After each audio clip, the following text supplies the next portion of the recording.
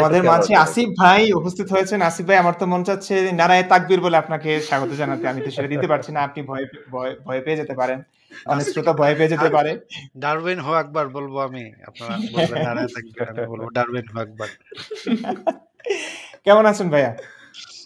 আমি ভালো আছি। আমি খুবই দুঃখিত যে আমার একটু দেরি হইলো। আমি আমার আপনি আসলে বাজারে আগে ছিলেন বুঝলাম। আমি বাজারেই কি মানে থাকেন? বাজারে বাজারে আমি সবসময় থাকি না। আমি বাজারিয়া লোক না। ১ নম্বর কথা হচ্ছে। দেখেন আপনারা hadithbd.com এখন বাজারিয়া লাল কালি দিয়ে করে দিয়েছে এবং বাজারিয়া নাকি এখন ভুল অনুবাদ। এখন নাকি তো আমিও ভাবছি যে আমিও এখন থেকে আর বাজারিয়া লোক না। বাজারে যদিও মাঝে, মাঝে যাই। কিন্তু ভাই আমি তো কারো গায়ে হাত দিইনি। আ মানে আমার জীবনে তো আমি কখনো আ মানে বিনা অনেকের গায়ে হাত দিয়েছি এটা অবশ্যই মানে সবাই জানে এটা সবাই বোঝে। কিন্তু বিনা অনুমতিতে কখনো কারো গায়ে হাত দিইনি। অনুমতি সাপেক্ষে হাত দিয়েছি। অনেক কিছুই দিয়েছি কিন্তু সবই অনুমতি সাপেক্ষে। কিন্তু আ এই যে নবী মোহাম্মদের যে বাজারিয়া এটা যে আপনি এত হিট করে দিয়েছেন ইমরান ভাই, এখন তো চারিদিকে আমি অনলাইনে ঢুকলেই শুনি বাজারিয়া, বাজারিয়া, বাজারিয়া নিয়ে এখানে আলোচনা, সেখানে আলোচনা, এই আলোচনা, সেই আলোচনা। এখন কি আর বলবো ইমরান ভাই এবং আম আ আপনাদের যে ভিডিও আপনারা ২ জন মিলেই যে ভিডিওগুলা বানাচ্ছেন সেগুলা অসাধারণ হচ্ছে। এটা হচ্ছে ১ নাম্বার কথা।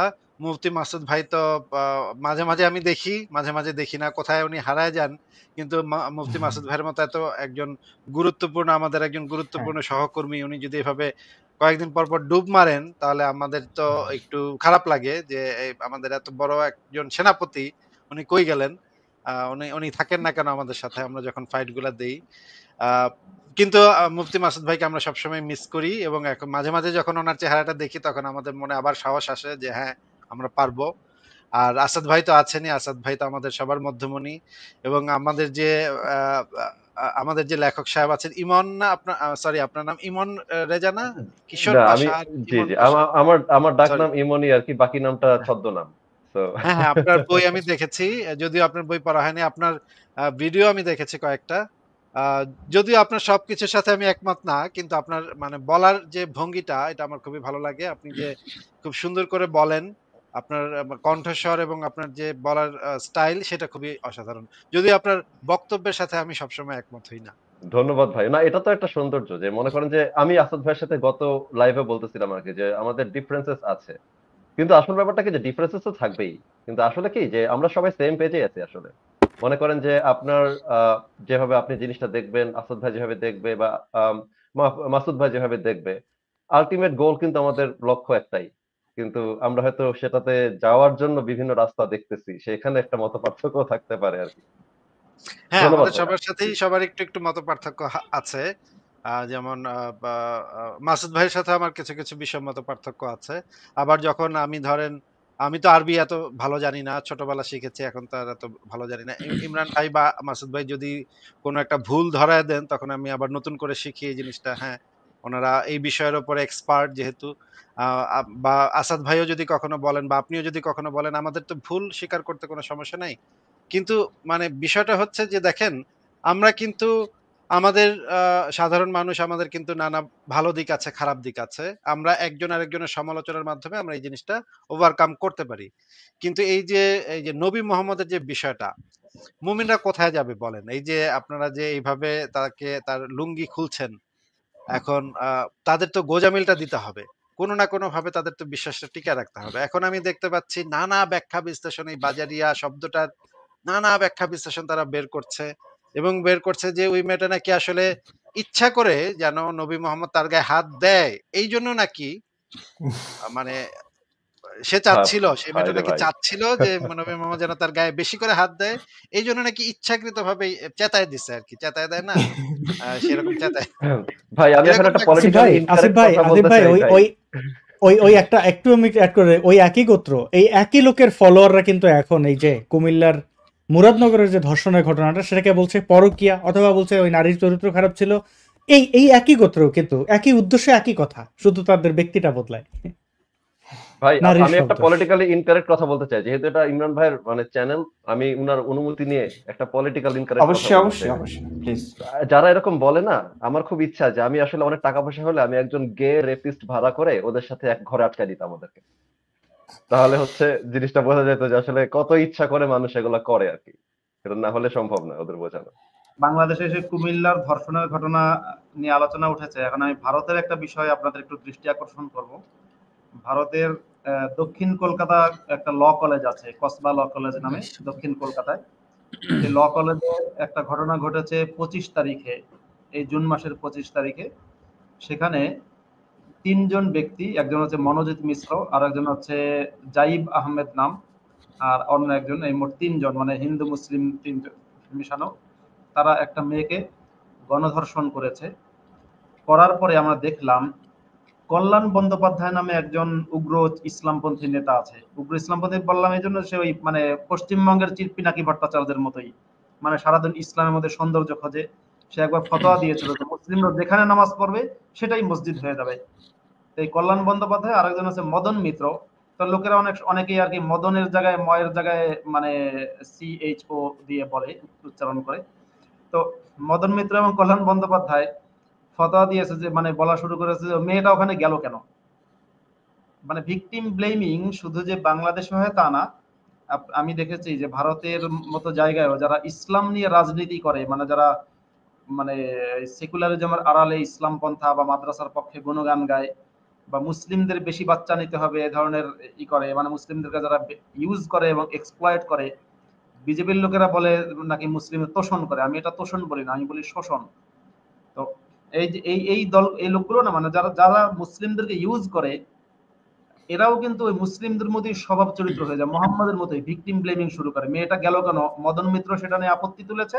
আর কল্যাণ বন্দ্যোপাধ্যায়, যিনি ইসলামের পক্ষে জিহাদ, ইসলামের পক্ষে কিন্তু হিন্দু ধর্মের পক্ষে না, ইসলামের পক্ষে জিহাদ করতে গিয়ে নিজের হাতকে আহত করে ফেলেছিলেন একবার।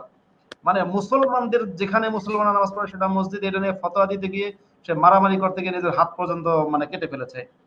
শেষে কিন্তু আবার ভারতীয় সংসদের একজন এমপিও। তো এই এই সমস্ত দেখলাম যে ইসলামপন্থী বা ইসলামের যারা রক্ষক, তাদের সবার চরিত্র মোটামুটি এরকম যে দোষটা সব নারীর। ঘুরে ফিরে মেয়েটা গেল কেন, মেয়েটা ওখানে গিয়ে সে ছেলেটার সাথে কি ছিল, ওই ছেলেটার সাথে নিশ্চয়ই প্রেম ছিল, সুতরাং এটা একটু ঘটতেই পারে। মেয়েটা উস্কানি দিল কোনো, এই মেয়েদের দিকে দোষ দেওয়া শুরু করেছে।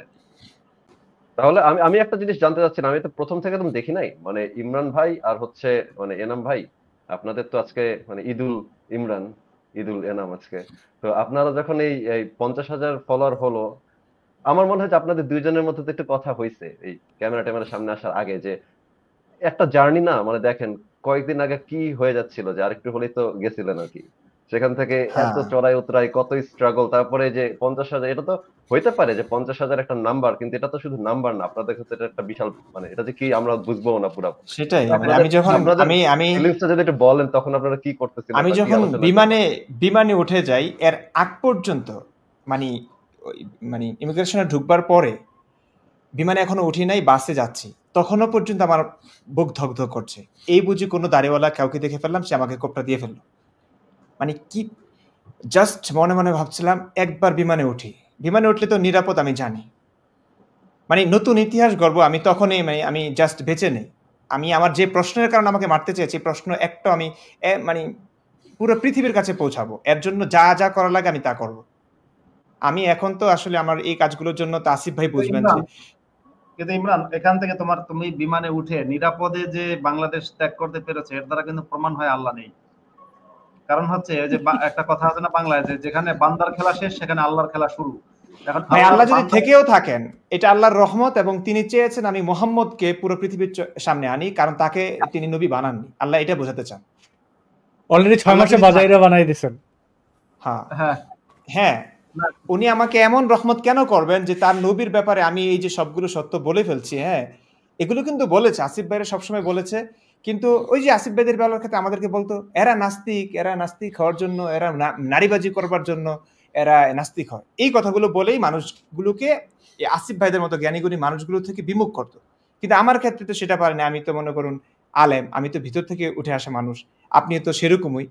তো এখন কি বলবে, আমি দাড়িগুলো ভাই কাটছি না, এখানে দাড়ি মানে জঙ্গি ভাই।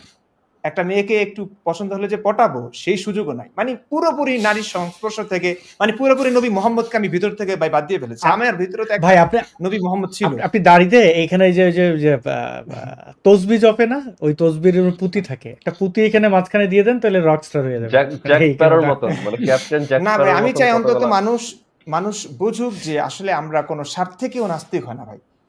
কারণ এই যে এত তাহলে জ্ঞানী একটা গুণী কাজ করেন মানুষরা ভাই, এরা আপনি জি আমরা দেখি আসিফ ভাই জার্মানিতে দেখি তো ছোট ছোট শয়তান পাওয়া যায় কিনা, শয়তানের মূর্তি, মানে একদম ছোট ছোট কিন্তু খুবই প্রিমিয়াম, তাহলে পাঠিয়ে দেন। আর দাড়ির মধ্যে 2-3টা শয়তান ঝুলিয়ে রাখলেন। অনেক হাজার থাকে তো দাড়ি, প্রত্যেকটা দাড়িতে তো কত হাজার নাকি থাকে ফেরেশতা 70,000 ঝুলতে থাকে। 70,000 ভাই। 70,000 ফেরেশতা। ফেরেশতারা ঝুলতে থাকে। তো ইমরান ভাই এবং হাফেজ, হাফেজ আপনার নামটা যেন কি আমি ভুলে গেছি, সরি। এনামুল হক। এনামুল এনামুল ভাই, হক, এনাম। এনামুল ভাই, আপনাদের দুইজনের যে এই যে অভিজ্ঞতা, আমি কয়েকটা জিনিস জানতে চাই যে এই যে মাঝখানে যে এনামুল ভাই আবার মাঝখানে একটা ধর্ষক বলে একটা শব্দ বলে ফেলছিল, পরে আবার আপনি বললেন যে এই চুপ থাক, জুতা দিয়ে পিটামু। এই ধরনের যে মজার যে জিনিসগুলো আপনারা কি একসাথে বানান নাকি কে লেখে এগুলো, এগুলো আমার একটু জানার ইচ্ছা। না, স্ক্রিপ্ট আমি লিখি তো ওইটা আর কি একটু ইয়া করলাম, কারণ এভাবেই ভাবে মুমিনরা। তো আমি তো আসলে কখনোই চাই না যে নবীকে গালি দিতে, কারণ ভাইয়া একটা তো ব্যাপার বুঝেন, আসলে আমরা যখন দীর্ঘদিন একটা বোধ লালন পালন করি আমাদের বুকে, আমরা সত্যটা বুঝবার পরেও সেটা মানতে পারি না। যেমন আমি এটাকে একটা মানে জ্বলন্ত উদাহরণ, যেমন কাউকে আমি ভালোবাসলাম, হ্যাঁ, আমি তাকে প্রথমে খুব ভালো ভেবে ভালোবেসেছিলাম, সে আমার কাছে খুবই ভালো মানুষ ছিল, নৈতিকতা সম্পন্ন মানুষ ছিল। তারপর একটা সময় দেখলাম যে সে মনে করুন পুরোপুরি খারাপ, মানে আমি যেমনটা চেয়েছিলাম সেরকম না, আমাকে সে আসলে ভালোবাসেনি। তো দীর্ঘদিন থাকবার পরে এটার একটা উদাহরণ দিতে পারি আমার খালাতো ভাইয়ের। ওনার প্রথম একজন স্ত্রী ছিলেন, খুবই সুন্দরী ছিলেন, কথাবার্তা খুবই সুন্দর ছিল, যশোরের মেয়ে ছিলেন। তো দীর্ঘদিন বসবাস, একসঙ্গে থাকা স্ত্রী হিসেবে। তো উনি একটা কাজ করলেন, পরবর্তীতে ওই বিদেশ ছিলেন হয়তো, ভাইয়াকে বলেছিলেন চলে আসতে, উনি আসেন নাই, এই কারণে এই সংসার আর করবেন না। তো উনি কিছু ডাকাত নিয়ে এসে খালুর মানে পেটে কিংবা গলায় ছুরি ধরে গয়নাগাটি পর্যন্ত নিয়ে গেছেন। তো এই যে এমন একটা চরিত্র, তো ভাইয়া তো কখনোই এমন স্ত্রীকে আসলে কখনো ভালোবাসতে পারবে না, তাকে নিয়ে আসাও যায় না। কিন্তু তারপরে সেকেন্ড বিয়ে তিনি করেছেন, করবার পরে সেই স্ত্রীও খুবই সুন্দরী, কিন্তু তারপরে ওই যে দীর্ঘদিন একজনের সঙ্গে ছিলেন, ভালোবাসাময় একটা সংসার ছিল, তার প্রতি খুবই মুগ্ধ ছিলেন। তো একটা সময় তো স্পষ্ট যে উনি ভালো না, উনি আমার বাবা মাকে ছুরি ধরে সবকিছু নিয়ে গেলেন এবং আমাকে আসলে ভালোবাসেন না, অন্য পুরুষের কাছে চলে গেলেন।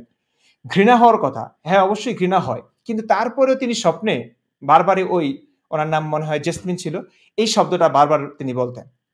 তো তখন আমি ভাবলাম যে ধর্মের ব্যাপারটা আসলে এরকমই। আমরা যখন ছোটবেলা থেকে নবী মোহাম্মদের ব্যাপারে এত ভালো কিছু শুনি, তার নামটা শুনলে আমাদের সাল্লাল্লাহু আলাইহি সাল্লাম না বললে আমাদেরকে মারা হতো। তো এমন তারপরে প্রত্যেক নামাজে তো আমরা তার দরুদ ইব্রাহিম পড়ি, তার জন্য দোয়া করি। তো এমন একটা ব্যাপার যেখানে তার মানে তার নামটা নিলে আমরা শ্রদ্ধায় আমাদের শরীর নুয়ে আসে, হ্যাঁ। তো সেই মানুষটা সম্পর্কে আমরা সহিহ হাদিসের আলোকে রেফারেন্স সহ যখন বলছি, এই যে আমাকে যারা গালি দিচ্ছে, এই কারণে আমি খুব একটা এদের উপর রাগি না, কারণ আমি জানি সেম অবস্থাটা আমারও ছিল ভাইয়া। যেমন আসিফ ভাইয়ের কথা আমি সংশয়.com এর লেখাগুলো পড়েছি প্রথম, তারপরে এদের যুক্তিগুলো খন্ডিয়েছে কে খণ্ডন করেছে? মুশফিকুর রহমান মিনার। আমি ভাইয়া তখন অনেকবারই বলেছি, এখনো বলছি, বিশ্বাস করুন এটা সত্য যে আসিফ ভাইয়ের সংশয়.com এর লেখাগুলো পড়ে আমি যতটা না সংশয়বাদী হয়েছি, এর চাইতে বেশি হয়েছি মুশফিকুর রহমান মিনার যে এর কাউন্টার দিয়েছে, গোজামিলগুলো দিয়েছে এগুলো পড়ে। এই কারণে আমি কখনোই বলি না যে আমাকে আসিফ মহিউদ্দিন ভাই কিংবা কোনো নাস্তিক আমাকে না সংশয়বাদী বানিয়েছে। আমাকে সংশয়বাদী বানিয়েছে আমাদের সম্মানিত আলেমদের গোজামিলগুলো। এই কারণে আমি বারবার বলছি, আসিফ ভাই আপনি তো মনে করেন নাকানিচু বানিয়ে দিতে ভালো লাগে মনে হয়, আপনি বলেন যে মুশফিকুর রহমান মিনারের সঙ্গে আপনি বসবেন। আমি কেন বসতে চাই না ভাই? আপনার হয়তো রিকোয়েস্টের কারণে আমি চাইছিলাম একটু বসতে। আমি চাই এই জন্য বড় বড় আলেমদের সঙ্গে বসি, মানে এদের গোজামিলগুলো অলরেডি আমার শোনা শেষ ভাইয়া। এরা কি বলবে, কোন কথার উত্তরে কি বলবে, এগুলো শেষ, এগুলো সদুত্তর না, এগুলো গোজামিল। তা আমি চাচ্ছি বড় বড় আলেমরা আসলে কি বলে, ওনাদের সঙ্গে বসলে একটু ভালো লাগবে আর কি। হয়তো আমি সদুত্তর পেতেও পারি, একটু নতুন কোনো কিছু পেতে পারি, সেই কারণে আমি বারবার বলছি। আমি তা যেটা আপনাদের দুজনকে একটা অনুরোধ করতে চাই যে আপনারা যে এই যে এরকম যে ছোট ছোট স্যাটার, ছোট ছোট মজার জিনিস মাঝখানে ভিডিওর একটা স্ক্রিপ্টের মাঝখানে ছোট ছোট এরকম জিনিস যদি থাকে তাহলে কিন্তু এটা খুবই আহ, প- মজার হয়, ভিডিওটা খুবই মজার হয় এবং আচ্ছা, আচ্ছা। খুবই আমাদের দেখতেও খুবই ভালো লাগে। আমিও কয়েকটা স্ক্রিপ্ট লিখেছিলাম যে এরকম ভিডিও বানাবো বা নাটক বানাবো। যেমন ধরেন একটা আপনাদের বলি যে ওই টঙের দোকানে ২ লোক কথাবার্তা বলতেছে। একজন বলতেছে, "আরে সে তো একটা পেডোফাইল। আরে সে তো একটা লুচ্চা, সে তো একটা লম্পট, সে তো একটা ডাকাত।" আর চারদিক থেকে তৌহিদি জনতা চলে আসছে। "এই তুই আমার নবীরে ক ক কত্ত বড় সাহস তুই আমার নবীরে নিয়া কটূক্তি করলি?" আর মারধর শুরু করছে। কিছুক্ষণ পরে দেখা গেল সেই লোকটা মারধর থেকে বের হয়ে বলতেছে, "আমি তো বলতেছিলাম কলিমুদ্দিনের কথা। এরা আমার মারলো কেন?" ভাই ভাই স্ক্রিপ্ট গুলো করেন বুঝছেন, আমরা আমরা আরো আরো আরো কয়েকজন এই টিমে যুক্ত হচ্ছেন, তো তখন নাটকের জন্য যে ক্যারেক্টার দরকার ৫-৬টা ক্যারেক্টার সবই থাকবে, এবং তারাও এক একজন, আশা করি কি বলেন ইমরান বিন বশির, আপনার মতো এক একজন এক একটা জায়গায় জিনিয়াস হবেন আর কি, বুঝছেন আসিফ ভাই। ভাই অ্যাডাপ্টেশন বলে আসিফ না, ভাই, আমার ইচ্ছে কি জানেন, যে রুশ যত কৌতুক আছে অথবা এই যে যত সব এরকম স্বৈরাচার কৌতুক, আমার সবগুলোকে ইসলামে একটু কনভার্ট করার ইচ্ছা, সবগুলা কাজ করবে। হ্যাঁ, হ্যাঁ, অনেকগুলা কাজ করবে। এই রুশ মানে হ্যাঁ, আসিফ ভাই, আমি আমি ১-১.৫ বছর পরে যখন আমার কথাগুলো শেষ হবে আরকি। শেষ তো হবে না আসলে, ইসলামের যে অধ্যায়গুলো লুকিয়ে রেখেছেন আলেমরা, এগুলো আমার মনে হয় না ৪-৫ বছরে শেষ হবে। কিন্তু আমি এগুলো আগে একটু শেষ করতে চাই শুধু কথার মাধ্যমে। আপনি যেমন সংশয়.com এর বিরাট বড় একটা কাজ করেছেন। আমি মানে ওইটার মতো তো হবে না ভাইয়া, কিন্তু অধিকাংশ মানুষ এখন তো ভিডিওর যুগ। আমি চাচ্ছি যে মানে সংশয়.com এ আপনি যেগুলো লিখেছেন এগুলো পড়লে যথেষ্ট ভাইয়া, যথেষ্ট। আমি মনে করি যথেষ্ট। একজন মানুষের যদি আইকিউর মানে মানে 0.1% ও খরচ করে যথেষ্ট বোঝার জন্য। কিন্তু তারপরে ওই যে অনেক মানুষের কাছে তো এগুলো পৌঁছায় না। কারণ তারা বুঝেও না যে, আমার আম্মুই বলছিল, কয়, "তুই কোথায় এগুলো কি পড়িস? কই সংশয়.com, আসিফ মহিউদ্দিন এমনে, এমনে বলে, কয় দে তো।" এখন কিন্তু আমার আম্মুও আপনার আবার এগুলো বললে আবার সমস্যা কিনা? মানে দেখে, ভিডিওগুলো দেখে। তো আমি বলি যে, "আপনি আলেমদের ভিডিওগুলো আগে দেখবেন, তারপরে আসিফ মহিউদ্দিন ভাই উভয় পক্ষেরটা দেখেন। কে ভুল বলছে? আসিফ মহিউদ্দিন ভাই মানে যা বলবে সেটা তিনি কোরআন হাদিস থেকে দেখে, দেখে বলবে। সেইম আমিও এমনটা করছি। কিন্তু আলেমদের কাছে কি আপনি কখনো এটা বলেন যে, আপনি কোথা থেকে বললেন নবীর ব্যাপারে এটা? দেখান। রেফারেন্স দিয়ে বলেন। এটা কি তখন আলেমদের কাছে চান? চান না। ভাই তো এটা কিন্তু এটা সব জায়গাতে হয়। ইমরান ভাই মনে করেন যে হুজুররা যেরকম এটা করে, ধরেন যে মানে আমি এখন পড়াশোনা করতেছি, আমি পিএইচডি করার চেষ্টা করতেছি এখন। হ্যাঁ, আমি যখন একটা আমার ফিল্ড নিয়ে কথা বলি তখন আমার অনেক সাবধানে কথা বলতে হয়। কিন্তু দেখবেন যে ইউটিউবে অনেক মানুষের ভিউ হচ্ছে 1.5 মিলিয়ন। ওই প্লেন কেমনে উঠছে, মানে হেলিকপ্টার কেমনে উঠছে, ওনেও ভিডিও বানাই ফেলছে যে এমনি এমনি হেলিকপ্টার উড়ে। ও নিজে ওর কিন্তু কোনোদিন বোধহয় রেফারেন্স প্লেনে ওঠেও নাই। না, নিজে উঠবে সেটা ব্যাপার না, কিন্তু খেয়াল করে দেখেন ভাই, ভিউ কে বেশি পাবে। আমি যদি এখন এসে বলি, আমার কথায় কিন্তু ভিউ থাকবে না, অর্ধেক থাকবে জার্গন, অর্ধেক থাকবে রেফারেন্স, আমি পাবো 1000 ভিউ। কিন্তু ওই বেটা এসে গাঞ্জা যেটা মারবে ওর দেখবেন 2 লাখ ভিউ। তো এটা একই সাথে ধর্মের ক্ষেত্রেও প্রযোজ্য আর কি, মানে ওই পার্টি হ্যাঁ, হ্যাঁ। সবসময় থাকবে, কারণ বেশিরভাগ মানুষ আসলে এত টেকনিক্যালিটির মধ্যে ঢুকতে চায় না, একটু মজা চাই। কারণ আবার গান বাজনা হারাম, মানে মানুষ তত্ত্বটা দেখেন, গান বাজনা যেহেতু হারাম, এরা যাবে কই? ওয়াজে যায়, ওইখানে একটু মজা দেয়, ধরেন একটু মেয়েদেরকে 2টা গালি দেয়, হিন্দুদেরকে 2টা খারাপ কথা বলে, তো ভালো লাগে। ওরা কিন্তু ওখানে শিখতে যায় না। বা আহমদুল্লাহর ফ্যান কি মনে হয় আপনার ইসলাম শিখতে আসে? হয়তো 1% আছে, বাট মেজরিটি কিন্তু মজা নিতে আসছে। তো কেমনে ঠেকাবেন এটা? হ্যাঁ। আমাদের কাজ আমাদের করতে হবে। হুম। তা আসিফ ভাই, আপনি বলছিলেন যে ওই যে নাটকের মতো স্ক্রিপ্ট এরকম আমি কিছু অলরেডি বানিয়েছি, আছে, প্রকাশ করতে পারছি না। ওই নাটকে অভিনয় যারা করেছেন তারা বাংলাদেশে আছেন। তারা একটু ভয় পাচ্ছেন। এই কারণে, এবং এম এই এটা একটা খুবই সুসংবাদ, বড় একটা সুসংবাদ যে শীঘ্রই আমাদের মাঝে এম আরো ২-১ জন মানে আত্মপ্রকাশ করবেন। ওনারা নারী, মহিলা মাদ্রাসার। ঠিক আছে? মহিলা মাদ্রাসা। তো মাশাআল্লাহ। এটা না খুবই না, ভালো হবে। নারীদের আগে বোধহয় ওই মুফতি, আচ্ছা ঠিক আছে, এগুলো আমরা ব্যাগ ইয়েতে কথা বলে নেব। যাক, না না, আচ্ছা, ঠিক আছে। আসিফ ঈদের ভাই দিন আসিফ আর ভাই ভালো শুধু খবর এতটুকুই দিবেন। বলি, বুঝছেন, আসিফ ভাই শুধু এতটুকুই বলি যে সামনে আসলে বিশাল, মানে এটা আসলে ওইভাবে বলা, মানে অনেক অনেক কিছু আসছে। আর এখন আসছেন আমাদের মধ্যে একটু পরেই তিতা টিভির রায়হান জুয়েল ভাই, খটকা লাগে কিনা, তাকে ওহ! অনেক দারুণ। তিনি এসে শুভেচ্ছা জানিয়ে যাবেন। তো আসিফ ভাই এখন না মানে এই যাত্রা এখন খুব মজা লাগতেছে, মানে সব সেক্টরে ওরকম এক্সপার্ট যুক্ত হচ্ছেন, এক একজন এক এক ভাবে কাজ করছেন। ভাইয়া মানে সবই আমি একটা সবই কথা বলতে চাই, আল্লাহর কৃপা। মারামারি কোপাকুপির দিন শেষ। হ্যাঁ, এটা আমরা বলতে পারি। এটা আমাদের মানবতার জয়, এটা আমি অবশ্যই বলব। এবং সৃষ্টিকর্তা একজন থেকে থাকলেও সঠিক মানে সঠিক আদর্শ ওইটার জয় হচ্ছে এখন। এতদিন আমরা ভুল পথে ছিলাম এবং আস্তে আস্তে মানুষ বুঝতে শিখছে, প্রশ্ন করতে শিখে গেছে। আর প্রশ্ন মানে জর্জরিত হয়ে ইসলাম টিকবে না, এবং আলেমরা যে গোজামিল দিচ্ছে, এই গোজামিলের কারণে ইসলাম ধ্বংস হবে। কারণ এখানে ভাই প্রত্যেকেই ইমরান তার ভাই, ওই যে বোকা শোনা আপনার হবে না। রিসেন্টলি দেখবেন যে আম- সব জায়গাতে ধর্মের একটা উত্থান হয়েছে না, হয় বলে কি যে সবখানে তো ধর্ম, এদিকে মনে করেন ট্রাম্প ধর্ম নিয়ে রাজনীতি করতেছে, ওদিকে মোদি, এখানে বাংলাদেশে, রাশিয়াতে, মানে সবকিছু মিলে এক্সট্রিমের দিকে যাচ্ছে। আমার কাছে মনে হয় কি যে এটা হচ্ছে আপনার, যেহেতু ধর্মভিত্তিক রাজনীতির দিন অলমোস্ট শেষ, আসলে বিশ্বেই শেষ, সেজন্য ওরাও জানে যে শেষ হয়ে যাচ্ছে। এটা হচ্ছে আপনার দেয়ালে পিঠ থেকে গেলে যেরকম মরিয়া একটা ছবল দেয়, সেই মরিয়া ছবলের লক্ষণ আপনি সারা পৃথিবীতে দেখতে পাচ্ছেন। এই অন্ধকার পার হয়ে যাবে।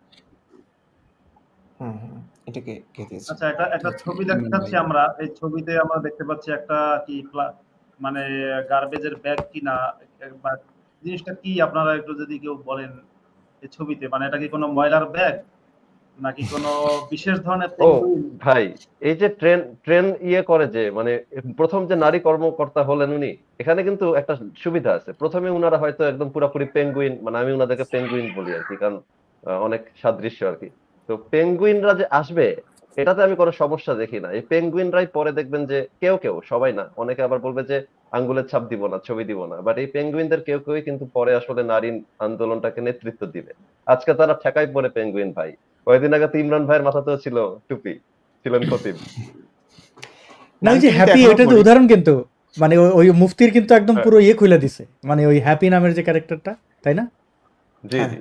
হুম, হুম। তো সবারই তো জার্নি আছে, তাই না? ইমরান ভাই যেরকম জার্নি পার করছেন, ওই যে আপনার ট্রেন চালাচ্ছে যে ভদ্র মহিলা, উনিও ওনার জার্নি পার করছেন। উনিও কয়েকদিন পরে হয়তো কত ধানে কত চাল বুঝে যাবে ভাই, পরে দেখবেন আমাদের সাথে লাইভ করতেছে। চিন্তা করেন না ওটা নিয়ে। ওই যে হ্যাঁ রায়হান ওখানে ভাই এবং একটা ফারাজ অন্য ভিডিও ভাই করছে, দুজন এসেছেন, আলোকিত মানুষ। আমি আসলে এত ভালো লাগছে, এতগুলো আলোকিত মানুষ এখানে, মানে আমার এই ক্ষুদ্র মানুষটার এখানে, এটা আমার হাই হাই, জীবনের সবচেয়ে বড় প্রাপ্তি, সবচেয়ে বড় প্রাপ্তি। আজকে ঈদুল আমি ইমরান ভাই, আজকে সবার ঈদ। আমি কই হ্যাঁ আইলাম, আসলে এই তো পুরা পুরা নক্ষত্রর মেলা, মানে আমি কি দেখছি। হ্যাঁ? একটা বিপ্লব যে হচ্ছে ভাই আপনাদের হাত ধরে, মানে এটা স্পষ্ট। এটা আমি সবার হাত খুবই ধরে, ভালো সবার লাগছে হাত আমার, ধরে। সবার হাত আচ্ছা, ধরে। আর প্রথমত হচ্ছে যে, ইমরান ভাই, আসিফ ভাই তসলিমা নাসরিনও থাকার জন্য বলেছিলাম, উনি বাইরে আছেন, নইলে উনিও থাকতেন, তাহলে একদম মানে তাহলে 16 কলা দারুণ। পূর্ণ হতো একদম।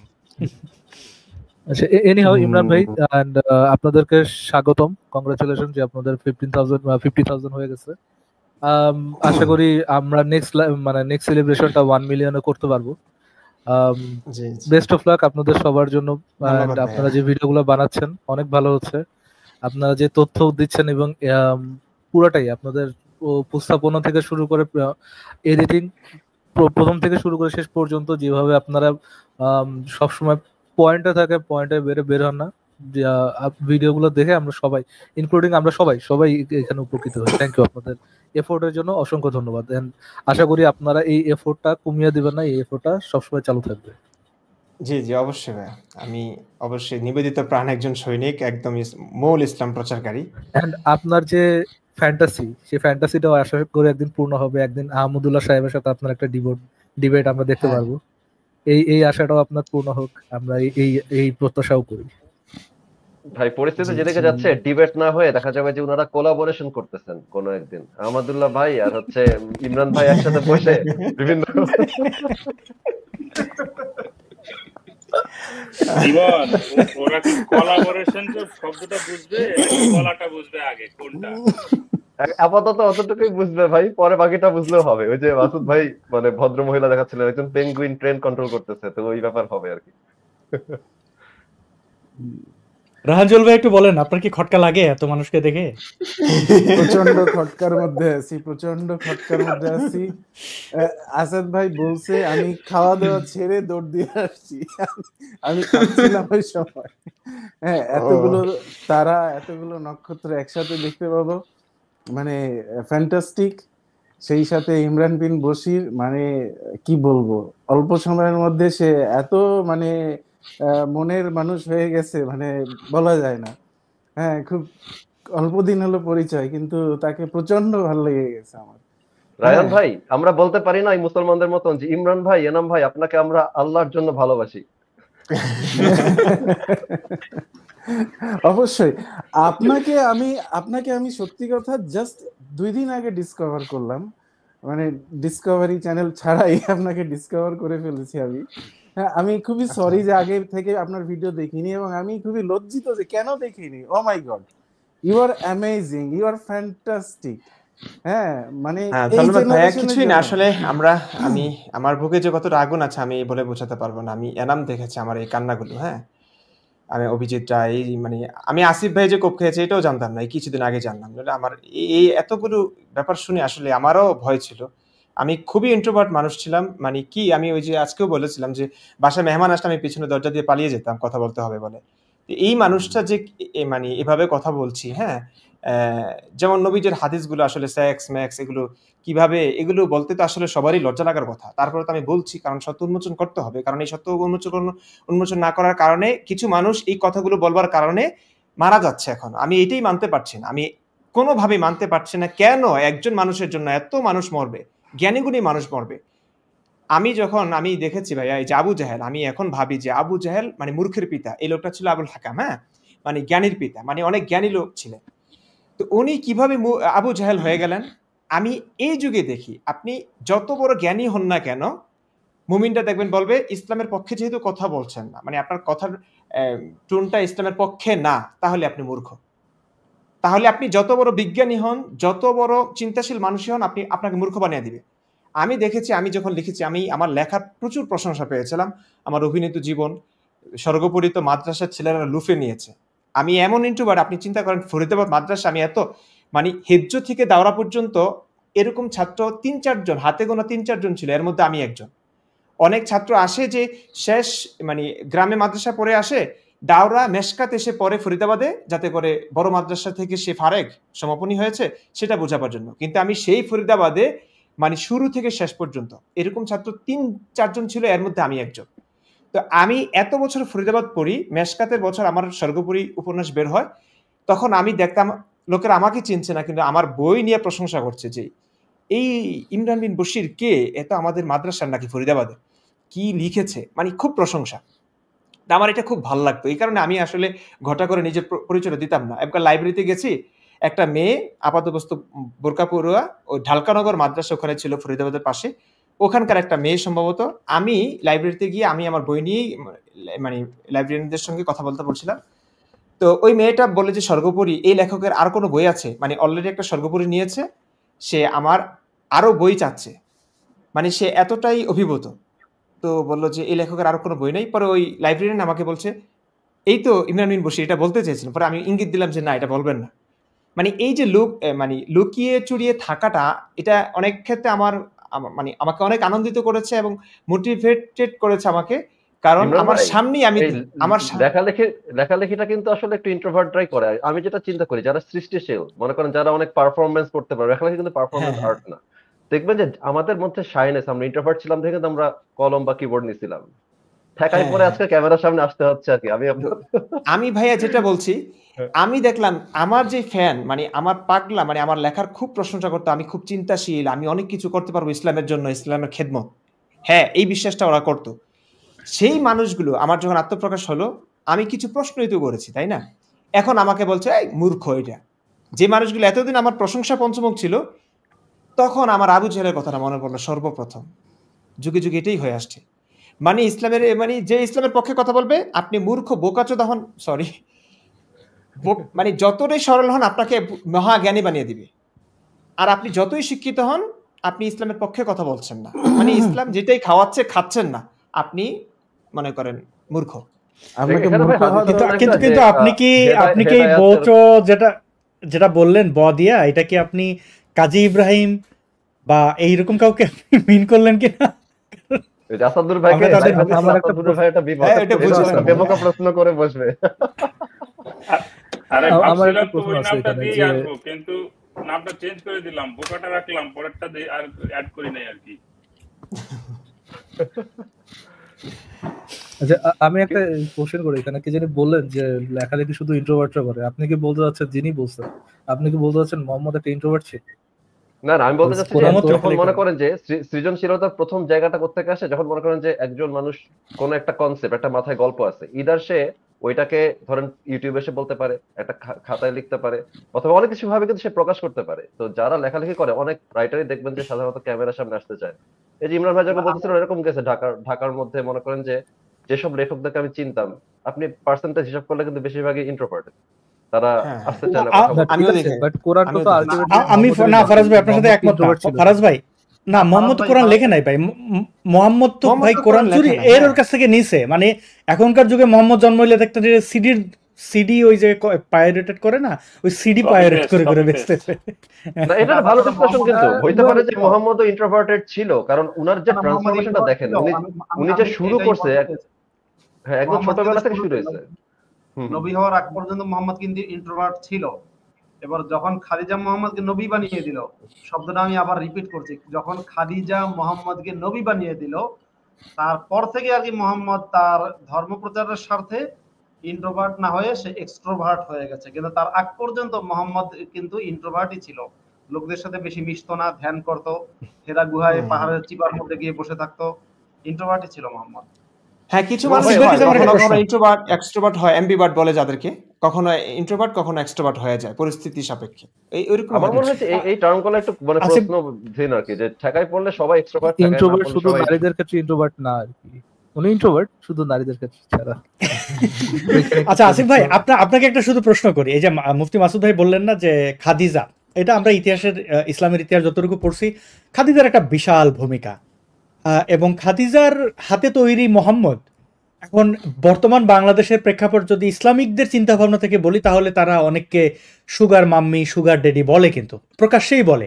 অনেক কন্টেন্ট ক্রিয়েটরদের বয়স নিয়ে তারা গালাগালি করে। নবীর ক্ষেত্রে এইটা কেন মুসলমানরা জানে না, যে নবীরে তৈরি করলো যে খাদিজা, তিনি তো মোহাম্মদকে এক প্রকার সুগার মাম্মি হিসাবেই মোহাম্মদকে রেখেছিলেন। বয়সে ছোট, অর্থবিত্ত নাই, কিছুই নাই, প্রথমে ম্যানেজার থেকে তাকে বিয়ে করে নিল। তো এই চূড়ান্ত সত্যটা মুসলমানরা কেন ইগনোর করে? ধরেন এইটা আমি যদি হই, মানে আমি তো ওই জায়গা তো আমার দুর্বলতা, আমি তো ওই জায়গায় বলবো না। মানে তারা এই কাজটা কেন করে, আপনার কি মনে হয় ভাই? প্রথম কথা হচ্ছে যে এই যে মোহাম্মদ সম্পর্কে যেটা বললেন, হ্যাঁ মোহাম্মদ তো প্রথম জীবনে ইন্ট্রোভার্টই ছিল, মোটামুটি ইন্ট্রোভার্টই ছিল, কিন্তু তার কিছু সাইকোলজিক্যাল প্রবলেমও ছিল। সাইকোলজিক্যাল প্রবলেম গুলা সে আসলে তার ওয়াইফের সাথেই শেয়ার করতো, এবং তার ওয়াইফ ছিল যেটা আপনারা জানেন, কিন্তু যারা সাধারণ দর্শক তারা হয়তো অনেকে জানেন না, যে খাদিজা ছিল এই যে ওয়ারাকা বিন নওফেলের তো বোন, দুঃসম্পর্কের বোন, বা কাছের সম্পর্কেরই বোন। তো ওয়ারাকা বিন নওফেল ছিল সেই সময়ের অত্যন্ত গুরুত্বপূর্ণ স্কলার, বাইবেল স্কলার, বাইবেলের উপর স্কলার। সে বাইবেলের বিভিন্ন গল্প টল্প জানতো, এই নবীদের কথা, ইব্রাহিম এই টাইপের নবীদের কথা টথা জানতো। তো সেই ব্যক্তি সংস্পর্শে খাদিজা সবসময় ছিল। যদিও খাদিজা যে খ্রিস্টান ছিল কিনা এই বিষয়ে নিশ্চিতভাবে জানা যায় না, কিন্তু টেক্সট গুলা পড়লে মনে হয় যে তার খ্রিস্টান হওয়ার সম্ভাবনা ছিল, বা খ্রিস্টানিটির কাছাকাছি, তার চিন্তা ভাবনা খ্রিস্টানিটির কাছাকাছি ছিল।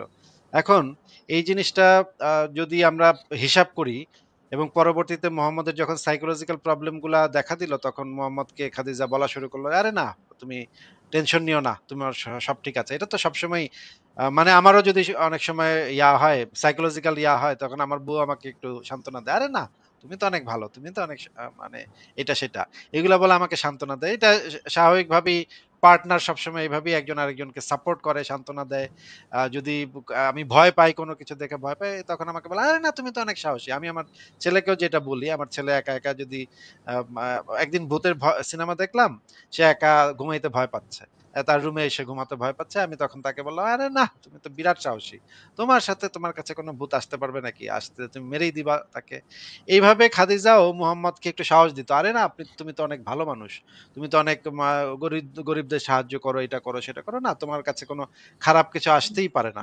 তারপরে এই যে বোকা ইমরান ভাই যে কথাটা বললেন, যে শুরুর যে পড়ো তোমার প্রভুর নামে, এটা নিয়ে তো একটা বিরাট খটকা, যে এই যে পড়ো কেন, তাই না, পড়তে হবে কেন? আর মোহাম্মদ জিব্রাইলকে কি এটা আল্লাহ বইলা পাঠায় নাই যে তুই মানে এমন নবীর কাছে যাইতেছিস, এবারে মূর্খ, এটা মানে অশিক্ষিত মূর্খ, এবারটার কাছে যাচ্ছিস, এটা কি আল্লাহ বলে পাঠাবে না জিব্রাইলকে? এটা কেন ইনফরমেশন মিসিং কেন? তো জিব্রাইল কিছু না জেনেই চলে আসছে মানে নবীর কাছে ওহী নিয়ে। এখন এটা নিয়ে আবার শিয়াদের ভিতরে একটা সেক্ট সেক্ট আবার বলে যে আসলে নাকি ওহি পাঠাইতে চাইছিল আলীর কাছে, ভুল করে মোহাম্মদের কাছে চলে গেছে। এটা নিয়েও বিরাট একটা গন্ডগোল আছে, হ্যাঁ? তো পরে মোহাম্মদের কাছে যখন আসছে তখন মোহাম্মদ তো ভয় পেয়ে খাদিজার কাছে গিয়ে বলছে যে আমাকে তো এই ভয় পাইছি, যে কি যেন দেখছি আমি। এরকম কিন্তু ঘটনা আমাদের গ্রাম দেশে প্রচুর আছে। মানুষজন অনেক কিছু দেখছে। রাতের বেলা কোথাও ধ্যান করতে গেছে বা ঘুমাইতে গেছে, গাঞ্জা খাইতে গেছে, অনেক কিছু দেখে-টেখে বাসায় ফিরছে। এখন এরকম দেখলে যেটা হয় সাধারণত যে পার্টনার সে তাদেরকে বুঝায় যে, "আরে না, তোমার কিচ্ছু হয় নাই, তুমি সব ঠিক আছে।" তো এইখান থেকে পরিষ্কারভাবে বোঝা যায় যে খাদিজা তাকে সান্ত্বনাই দিছিল, কিন্তু মোহাম্মদ বেচারা সেটাকে সিরিয়াসলি নিয়ে নিছিল। সিরিয়াসলি নিয়ে সে বেচারা নিজেকে নবী ভাবা শুরু করে দিছিল, এবং তখন সে এখন একটা এই যে ফারাজ ভাই যে বললেন একটা কথা যে ইন্ট্রোভার্টরা কিন্তু মানে পারভার্টও হইতে পারে। এটা কিন্তু ইন্ট্রোভার্টের সাথে কিন্তু পারভার্সন এর কোনো ইয়া নাই। মানে এমন না যে ইন্ট্রোভার্টরা পারভার্ট হইতে পারবে না। ইন্ট্রোভার্টরাও পারভার্ট হয়, কিন্তু ইন্ট্রোভার্টরা ইন্ট্রোভার্ট হিসেবেই তাদের পারভার্সন এর কাজটা চালায় যেতে চায়। বা লুকায়, লুকায় সেই কাজগুলা চালায় যেতে চায়। এটার সাথে এটার কোনো সরাসরি আ বৈপরীত্য সম্পর্ক নাই আসলে। বিপরীতমুখী না এই জিনিসটা। তো আমি যেটা বলতে চাচ্ছি যে মোহাম্মদ সেই সময়ে যে জিনিসটা মানে ভাবছিল যে তার উপরে নিশ্চয়ই হইটহি নাজিল হবে বা কিছু একটা হবে। এই জিনিসটা বর্তমান সময়ে আমরা যদি দেখি যে আ এই যে সুগার মামির যে ঘটনাগুলো আমরা দেখি, আ এই যে আমরা আসলে মজার ব্যাপার হচ্ছে প্রত্যেকটা জিনিসই না কয়েকটা দিন পর, পর আমরা দেখি একেকটা জিনিস নিয়ে আলোচনা শুরু হয়। এই যে যেমন ধরেন হুমায়ূন আহমেদ শাওনকে বিয়ে করছে। এটা নিয়ে বাংলাদেশের অনলাইন জগতে তোলপাড়। এখন শাওন যদি প্রাপ্তবয়স্ক হয়ে থাকে তাহলে তো এখানে মানে কারোর এটা ব্যক্তিগত ব্যাপার। কারোর কিছু বলার নেই। প্রাপ্তবয়স্ক হয়ে থাকলে তো আমাদের মাথা ব্যাথা থাকার কথা না। ২ জন একজন বয়স্ক পুরুষ যদি একজন কম বয়সী মেয়েকে বিয়ে করে, কম বয়সী মেয়েটা যদি প্রাপ্তবয়স্ক হয় তাহলে তো আমাদের সেখানে বলার কিছু থাকে না। কিন্তু এটা নিয়ে বিরাট হাউকাউ। এটাও আমি দেখলাম যে মোহাম্মদের জীবনের সাথে মেলে। তারপরে এই যে সুগার মামি যে এখন বের হচ্ছে সেটাও দেখলাম মোহাম্মদের সাথে মেলে। এখন বাংলাদেশে যে সমস্ত ঘটনা ভাইরাল হয় এবং যেগুলা নিয়ে মুমিনরা প্রচন্ড রকমের দেখায়, মানে জোশ দেখায় যে আরে এই মেয়ের চরিত্র খারাপ, এই লোকের চরিত্র খারাপ, এগুলো বলে। এই প্রত্যেকটা জিনিস আমি দেখি মোহাম্মদের জীবনে একটা না একটা খুঁজে পাওয়া যাবেই। আপনি মানে আল বিদায়া ওয়ান নিহায়া গ্রন্থটা ভালো করে পড়েন। মানে পৃথিবীর যত আকাম-কুকাম আছে সবগুলার একটা না একটা আপনি খুঁজে পাবেনই। যত ঘাঁটবেন, যত এই বইটা ভালোভাবে পড়বেন, কোথাও না কোথাও এটা খুঁজে পাবেনই। এই যে যেমন ধরেন আ মেয়ের গায়ে হাত দেয়া। এটা দরকারটা কি ছিল ভাই? তোমার বাসায় এতগুলা বউ আছে, হুম? দাসী আছে। তুমি দাসীর সাথে করতেছো, বাসায় এতগুলা বিবি। যাকে ভালো লাগতেছে তাকে আবার মানে বিয়ে-টিয়ে করতেছো। তারপরে আবার বাগান বাড়িতে গিয়ে আরেক মেয়ের গায়ে হাত দেয়া। দরকারটা কি ভাই? এত তুমি এখন এখানে আরেকটা জিনিস আছে। একটা জিনিস আমি এখানে এই লাইভে বলে দেই। না, ২ টা জিনিস আমি একটু বলতে চাই। যেহেতু আপনারা আছেন এবং এই লাইভটা অনেকে শুনতেছে। ২ টা জিনিস আমি বলতে চাই। যে আমি একটা জিনিস ভুল বলছিলাম অনেকদিন আগে আমার একটা লাইভে। সেই জিনিসটা একটু কারেকশন করে দিই। কয়েকদিন আগে কারেকশন করছি যে একবার কাবার মেরামত কাজ চলতেছিল। কাবার মেরামত কাজ চলার সময় মোহাম্মদ লুঙ্গি পরা লুঙ্গি মানে সেই অঞ্চলের লুঙ্গি আরকি। বাংলাদেশের লুঙ্গি না। সেটা এক কাপড় দিয়ে পরে আরকি। মানে লাগানো থাকে না। ওই ২ পাশটা লাগানো থাকে না। একটা কাপড়। এভাবে পেঁচায়। তো মোহাম্মদ লুঙ্গি পরে করতেছিল, সাহায্য করতেছিল কাবার মেরামত কাজে। তখন তার চাচা তাকে বলল যে, "তুমি লুঙ্গিটা খুলে কাঁধের উপর রাখো, গরম লাগতেছে অনেক। না তো পাথরের ঘষাতে তুমি ব্যথা পাবা।" তখন মোহাম্মদ লুঙ্গিটা আ খুলতে চায় নাই। তখন চাচা টান মেরে খুলে দিছে লুঙ্গিটা। এখন মোহাম্মদ তো এইটা দেখে সে ঠাস করে অজ্ঞান হয়ে পড়ে গেছে। এখন এই যে অজ্ঞান হয়ে পড়ে যাওয়ার পরে তখন আমরা এটা নিয়ে জিজ্ঞেস করছিলাম কয়েকজন আলেমকে যে এই যে মোহাম্মদ যে কাবার সামনে সে ন্যাংটা হয়ে শুয়ে আছে, কিছুক্ষণ পর তার জ্ঞান ফিরছে। এই জিনিসটা মানে বিষয়টা কি? ঘটনাটা কি? তখন কয়েকজন আলেম আমাকে এই বিষয়ে উত্তর দিছিল যে এই সময় নবী অনেক ছোট ছিল, কম বয়সে ছিল। পরে আমি অনেক ঘাটাঘাটি করার পরে আমি টের পাইলাম, জানতে পারলাম, দেখতে পাইলাম আসলে যে না, আমার নবী এই সময় ছোট ছিল না। ৩৫ বছর বয়সে ৩৫ বছর। মানে বয়স্ক ব্যাটা ছিল। হ্যাঁ?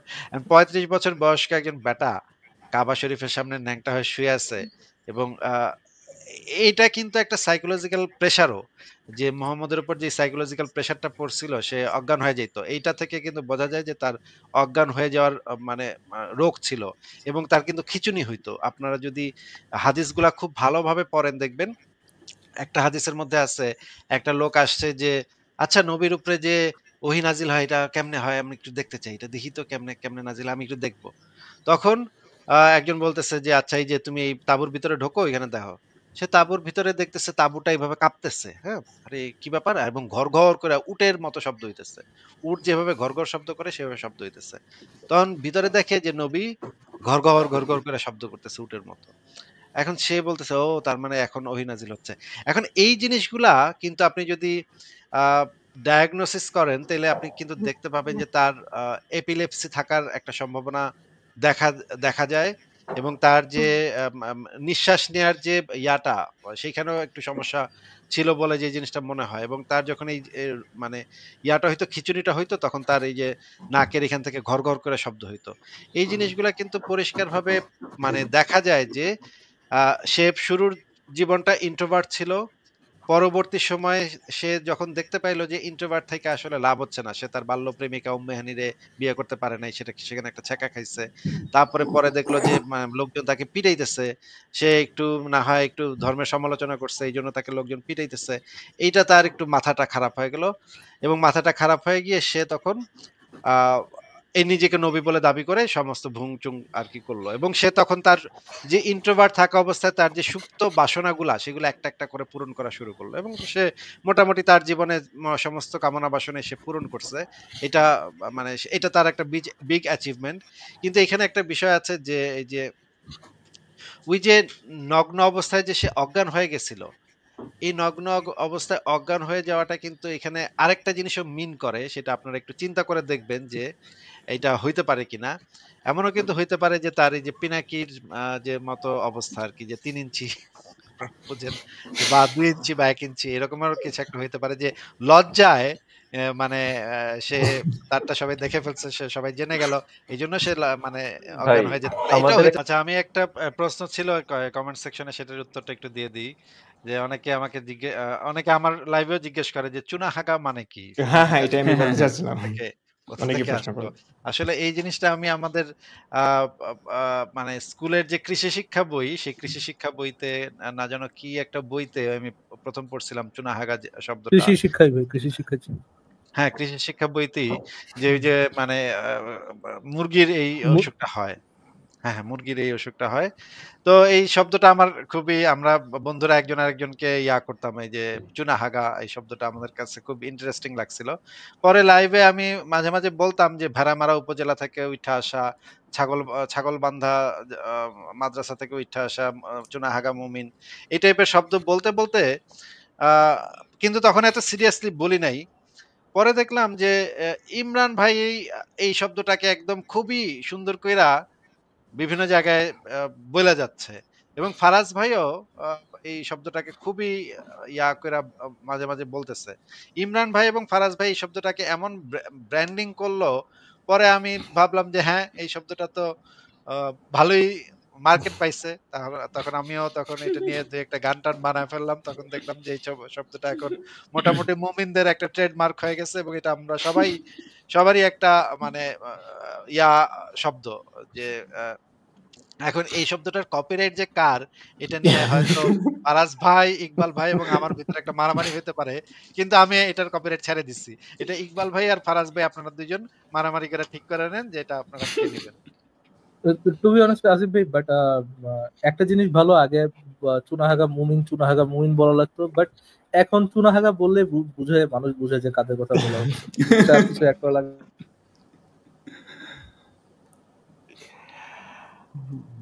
আমরা এখানে কতগুলো মানুষ আছে, আমার ভীষণ ভালো লাগছে আসলে, এবং আমি খুবই অনুপ্রাণিত যে এতগুলো, এই যে ফারাজ অর্ণব ভাই, উনি তো মনে হয় মুমিনদেরকে ভয় পান, এই জন্য সামনেই আসছেন না, এবং বোকা ইমরান তিনিও আসছেন না। আমরা যারা আছি চেহারা দেখাচ্ছি সবাই স্মার্ট, এবং ফারাজ অর্ণবের কথা শুনে আমার এত ভালো লাগে, কণ্ঠটা এবং কথা বলার স্টাইল সবকিছুই খুবই মুগ্ধ করে আমাকে। আমার কাছে মনে হয় আমরা যদি সবাই একসঙ্গে থাকতাম, মানে মানুষকে বাঁচাতে, মানুষের মুক্তির জন্য আমরা হয়তো শুধু কথা বলা না, অভিনয়ের মাধ্যমে যদি নাটক ফাটক কিছু দারুণভাবে করতে পারতাম। আমি দেশে থাকা অবস্থায় এটা খুব চেষ্টা করেছিলাম। আমি সংশয়.com-এ ওই আসিফ ভাইয়ের পড়েছিলাম, ওই যে শয়তানের জবানবন্দি, এটা আমি এটা 2 বার পড়েছি। তো এইটার পরে আমি অবশ্য আসিফ ভাইকে নকও করেছিলাম, আসিফ ভাই দেয়নি যে আমি এটা বানাতে পারি কিনা। আমি চাইছিলাম, ওইখানে তো দেশে অনেক মানুষ ছিল, আমি লুকিয়ে লুকিয়ে বানাতাম। এটা মানে অনেকেই হয়তো পড়েছেন, আমি অনেককে দিয়েছিলাম পড়তে, কিন্তু আমি চাচ্ছি যে এটা মানে অভিনয়ের মাধ্যমে, নাটকের মাধ্যমে যদি মানুষের কাছে আনতে পারি আমার খুবই ভালো লাগবে। আমি এবং যখনই নাটক শুরু করব আমি মনে হয় এটা দিয়ে শুরু করব। অলরেডি আসিফ ভাইয়ের থেকে অনুমতি তো নেওয়া হয়েই গেছে, তো আমি এটা শুরু করব। তো আমার কাছে মনে হয় অভিনেতা পাবো না আমরা, কারণ সবাই ভয় পায়। আমি অনেকেই জিজ্ঞেস করি ভয় পায়, মানে মুভি বলি, নাটক বলি, এই সমস্ত ক্যারেক্টার মানে প্লে করতে ওরা ভয় পায়, অভিনয় করতে ভয় পায়। তো আমরা যারা ভয়কে জয় করে অন্তত সামনে চলে এসেছি, আমার কাছে মনে হয় আমাদের অভিনেতার যথেষ্ট আছে এখানে, সবাই স্মার্ট, সবাই খুবই সুন্দর, মানে কথাবার্তা সবকিছু দারুণ, মানে দারুণ হতো আর কি, দারুণ হতো। আমি জানি না, আমি হয়তো সামনে এই স্বপ্নটা দেখছি, আমি সামনে হয়তো এটা একই জায়গায় যদি সবাই একসঙ্গে একত্রিত হই আমরা নাটকও বানাতে পারবো। আমরা যদি সবাই বাংলাদেশে থাকতে পারতাম, আমাদের কিন্তু সবার আসলে বাংলাদেশে একসাথে থাকার কথা, তাই না? ধরেন বাংলাদেশটা যদি এরকম একটা দেশ হইতো যেখানে আমরা আমাদের মতামত নির্বিঘ্নে নির্ভয় দিতে পারতেছি, তাহলে কিন্তু আমাদের এক একজনের এক এক দেশে চলে যেতে হইতো না। এখন যে জিনিসটা হচ্ছে যে আমাদের এক একজনের এক এক দেশে চলে যেতে হয়েছে, এবং এটা যদি না হইতো, বাংলাদেশে যদি বাক স্বাধীনতা থাকতো, তাহলে কিন্তু আমরা সবাই একসাথে থাকতে পারতাম, এবং আমরা একসাথে থাকতে পারলে কিন্তু আমরা এই জিনিসগুলো নিয়ে আমরা মুভিও তৈরি করতে পারতাম। বা হ্যাঁ, আপনাদের প্রত্যেকের ভিতরে আমি যে এই জিনিসটা দেখেছি যে যারাই আমাদের এই আন্দোলনের সাথে যুক্ত হয়েছে প্রত্যেকে একদম মেধাবী মানুষ, একদম মানে ছাঁকনি দিয়ে তুলে আনা যে মানে ইয়াগুলা আছে না, সেই সেই জিনিসগুলা, মানে দুধের যে স্বরগুলা থাকে সে একদম স্বরগুলা, যে যেমন ধরেন আপনার এই যে এখন যে ইমরান ভাই যে ভিডিওগুলা বানাচ্ছেন, এবং আপনারা দুইজন মিলে যে জিনিসটা বানাচ্ছেন, একজন ভিডিও এডিটিং করছেন, একজন স্ক্রিপ্ট লিখছেন এবং ভিডিও তৈরি করছেন, মাসুদ ভাই যেটা করছে, আসাদ ভাই যেটা করছে, আসাদ ভাইয়ের যে ভিডিও মেকিং, যে লাইটিং এর যে কাজ, এই জিনিসগুলা কিন্তু আপনাদের প্রত্যেকের খেটে খেটে খেটে খেটে ধাক্কা খেতে খেতে খেতে খেতে শিখতে হয়েছে।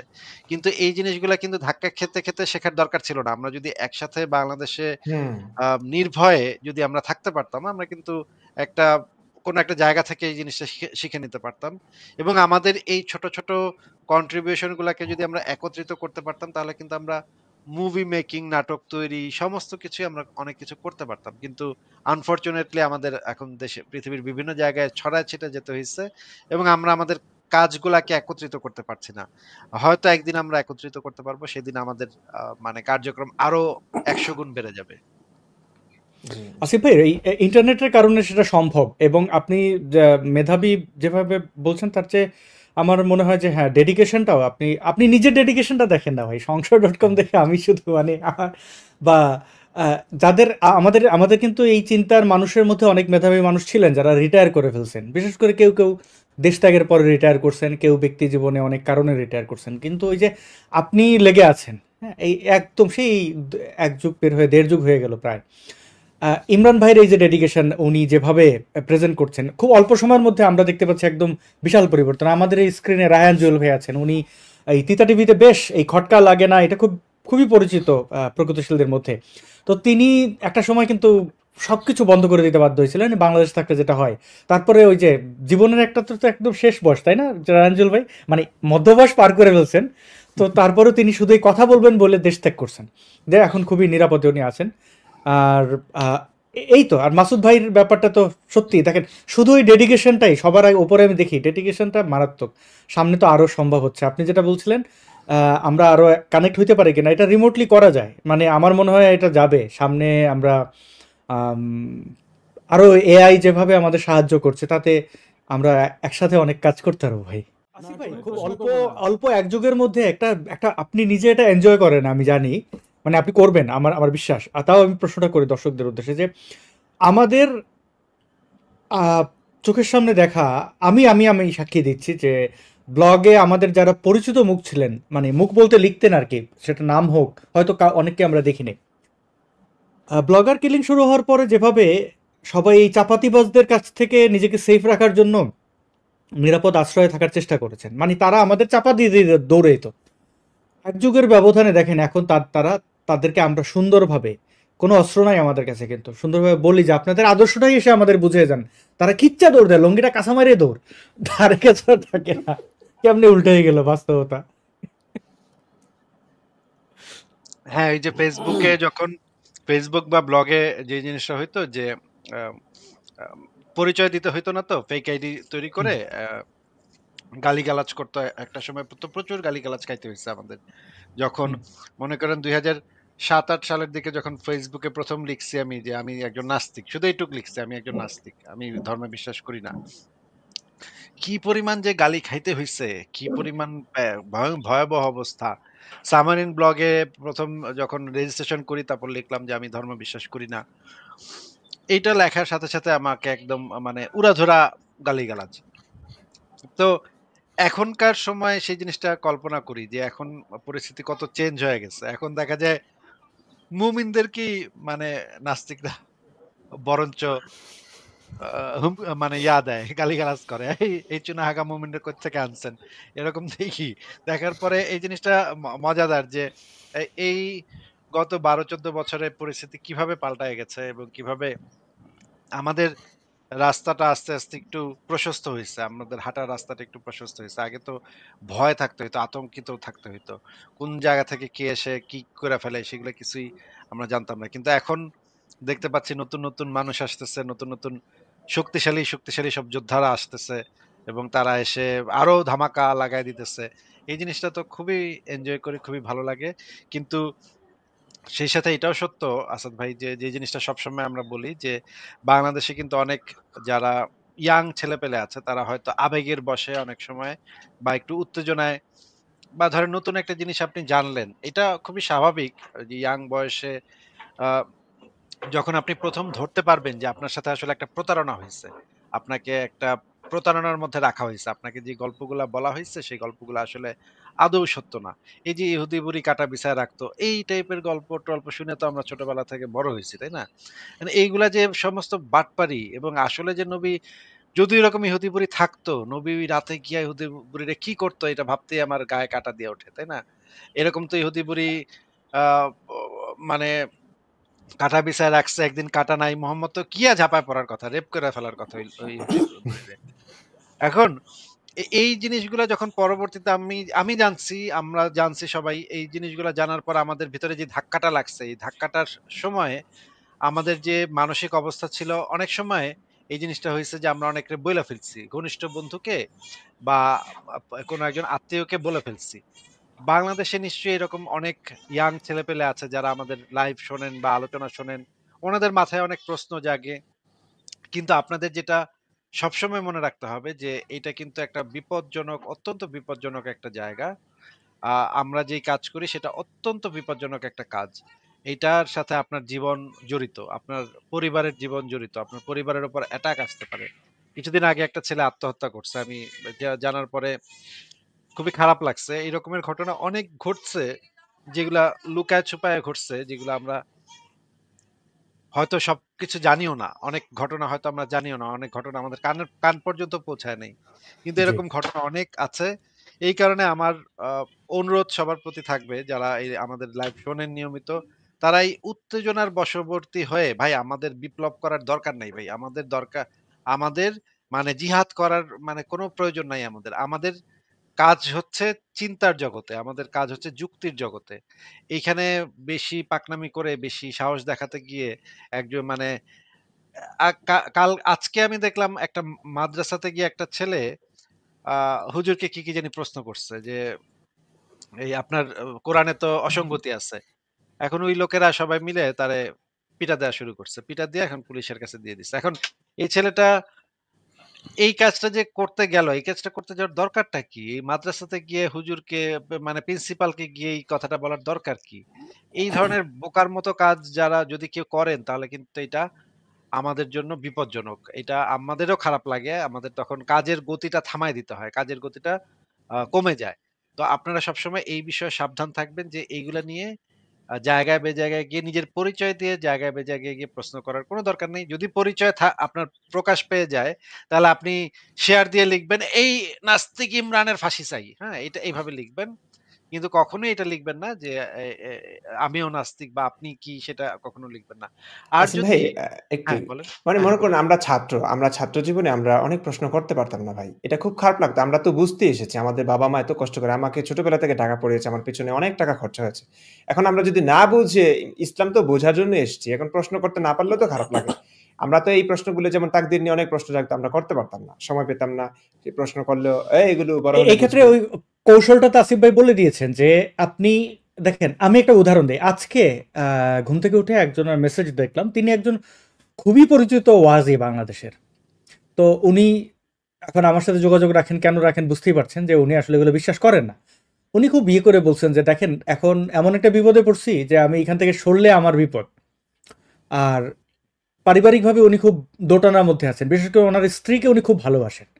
এখন উনি ওনার স্ত্রীকে কেমনেই করবেন, মানে দুইজনই কিন্তু মানে কেউ কারোর প্রকাশ করতেছে না। তো আজকে একটা মেসেজ উনি পাঠাইলেন যে এই দেখেন, এই আমি মেসেজটা দেখাচ্ছি না, জাস্ট একটা ভিডিওর এটা দেখা যায় কিনা, যেটা আসিফ ভাইয়ের একটা ভিডিও আমাকে এটা পাঠাইলেন যে আসিফ মহিউদ্দিন ভার্সেস মুফতি রহমানি প্লাস তানভীর শরীফ। এই ভিডিওটা উনি আসিফ মহিউদ্দিনকে গালি দিয়ে ওনার স্ত্রীকে পাঠাইলেন। তো সেই স্ত্রী নাকি এমন জানাইছেন যে আমার ইমান নরবরে চলে গেছে গেছে অবস্থা।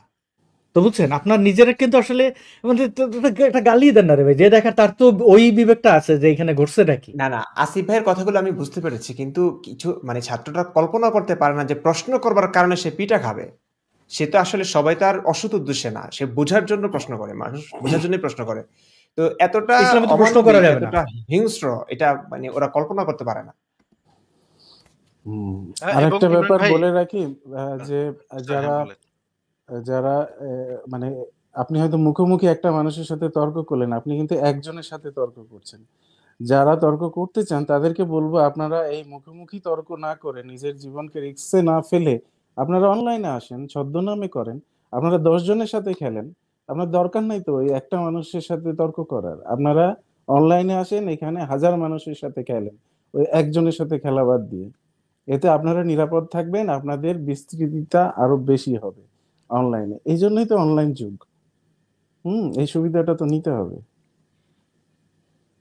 তারপরে তো আব্বাসী হুজুরের ওইখানে দেখলাম আব্বাসী হুজুর এক দুইটা ছেলেকে মানে ধমক দিচ্ছে এবং বলতেছে যে এই তুমি জানো আইনস্টাইন কোরআন পড়তো, তুমি জানো বিজ্ঞানীরা সব কোরআন পড়ে।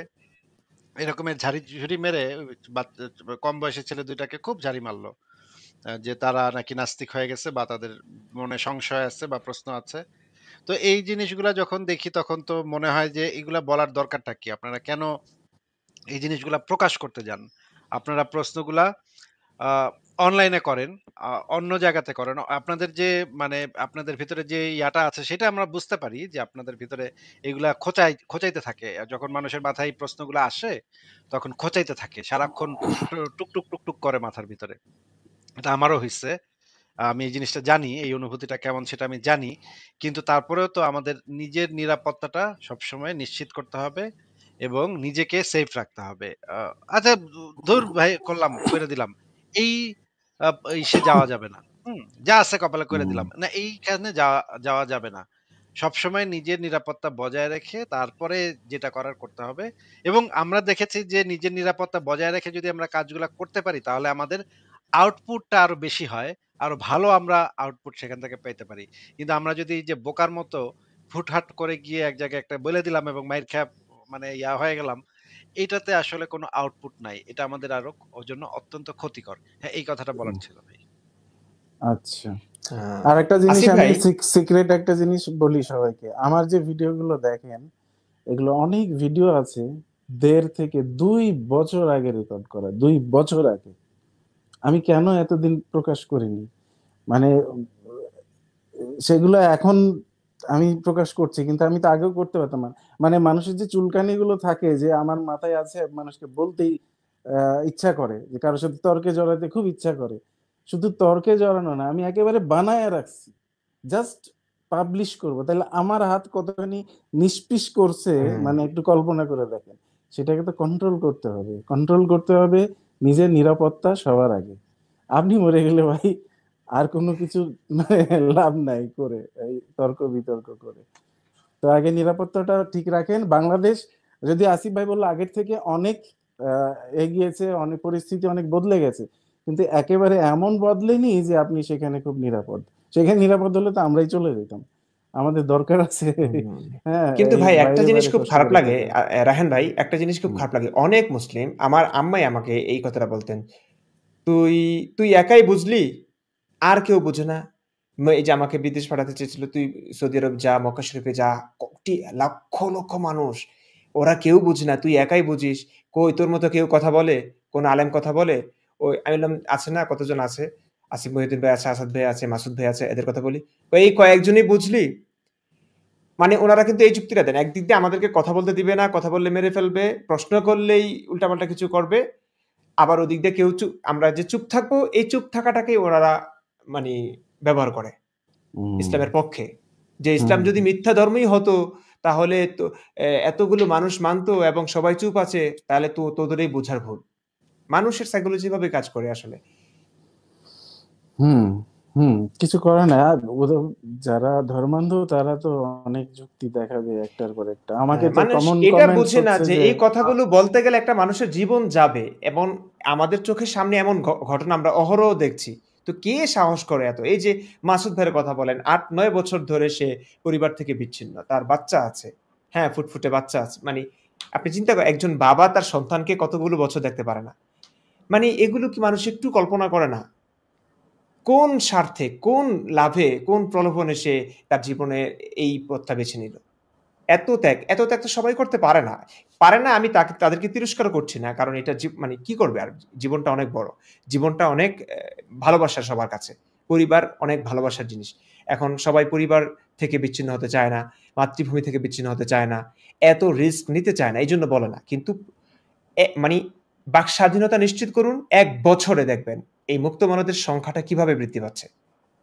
90% মুসলিমদের দেশ বাংলাদেশকে বলা যাবে না। তখন ইসলামী মুসলিমরা সংখ্যালঘু হয়ে যাবে।